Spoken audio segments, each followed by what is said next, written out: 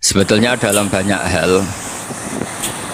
hal-hal yang keseharian itu lebih prinsip ketimbang ide kita tentang hal-hal besar.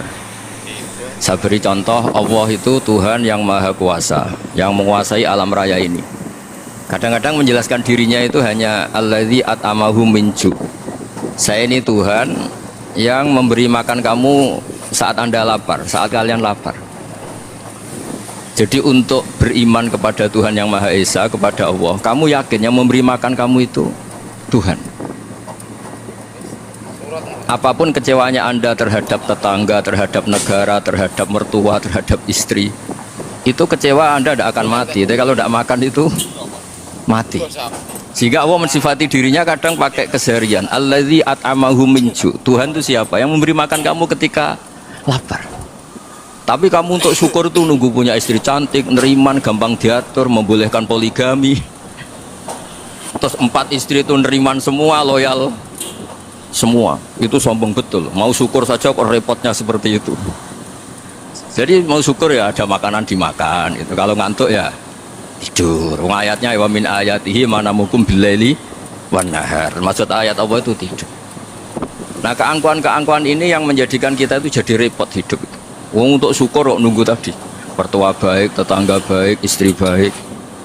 Apa saja di sekelilingnya harus baik. Nah, keinginan berlebihan ini menjadikan kita lupa ada hal-hal yang paling kita butuhkan, yaitu oksigen. Kita boleh nempat di buminya Allah.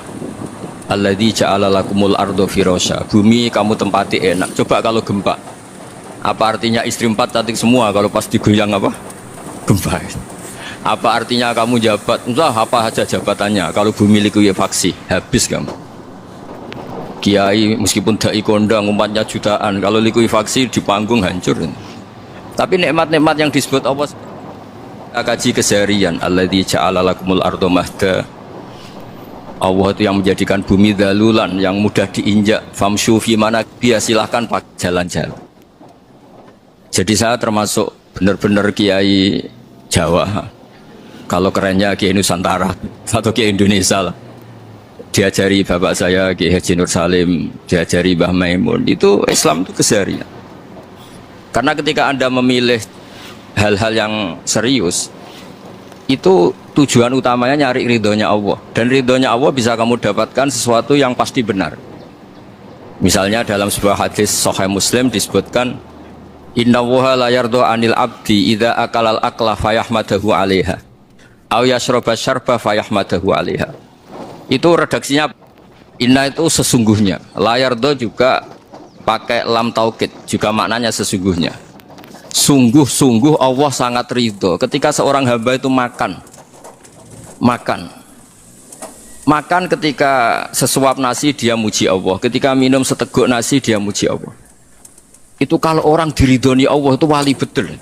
Itu untuk jadi wali itu gampang. Kamu makan ridho, kamu nginjak buminya Allah ridho seneng, kamu hidup keseharian aman seneng. Nah ini supaya sampean kita semua ngaji betapa panduan Rasulullah untuk menggapai ridho Allah itu banyak yang keseharian sekali. Saking kesehariannya banyak dalam hadis dan itu sahih. Nabi menyebut hal-hal yang keseharian. Hatta ma tas'alu fi imra'atika. Kamu punya uang, kemudian istri kamu bisa makan, itu ibadah. Bahkan sebagian ibadah itu dicontohkan Nabi yang akhirnya diprotes sahabat. Yaitu wa fi buti ahadikum sedekah. Kamu menggauli istri kamu itu ya sedekah. Sampai sahabat bilang, yang benar ya Rasulullah. Ayati ahaduna syahwatahu wa huwa lahu ajrun. Masa urusan biologis, urusan syahwat kemudian dia dapat pahala. Nabi menjawab, alai salawadu'aha fi haramin aka'ana alaihi wisrun. Bagaimana kalau dia meletakkan ke yang tidak benar, itu kan dosa. Nah, hal-hal seperti ini yang saya ingin teman-teman semua lah, semua. Saya juga agak ingin ngaji demi Anda juga agak ingin. Itu dosa sekali ngaji kok pesanan kelompok tertentu itu gak boleh. Islam itu untuk semua, jadi ya cuma karena di depan saya jenengan ya seakan-akan jenengan korbannya. Itu ada ilmunya dalam usul fikih itu. Jadi orang itu harus ngaji usul fikih. Nama yang disebut, mungkin Mas Sufyan masih ingat zaman ngaji usul fikih. Nama yang disebut itu tidak jaminan sebagai prioritas perintah. Jadi misalnya gini, kebetulan yang di depan Nabi itu Abu Dzar. Nabi ya bilang, ya Abu Dzarin ini uhibbuka misalnya, atau ya Mu'ad ini uhibbuka, atau ya Abu Hurairah ini uhibbuka misalnya. Banyaklah riwayat yang Nabi nyebut ya Abu Dzarrin, ya Mu'ad, ya Abu Hurairah. Kemudian misalnya Nabi meneruskan khitab, ini uhibbuka, saya mencintai kamu, fakul dubur sholatin, atau sebagian riwayat disebut fala tada'anna dubura kulli sholatin Allahumma inni ala dzikrika wa syukrika wa husni ibadatik. Saya mencintai kamu, siapa saja, Mu'ad bisa, Abu Dzar bisa, siapa. Saya mencintai kamu, mohon kalau habis sholat kamu jangan lupa wiridan Allahumma a'inni ala dzikrika wa syukrika wa husni ibadatik. Ya Allah, tolong kami permudah supaya mudah ingat engkau. Anda tidak bisa mentang-mentang, wong nama saya Parmin, nama saya Purnomo, itu yang diperintahkan Mu'ad. Jadi yang disebut satu, tapi khitab itu untuk siapa saja.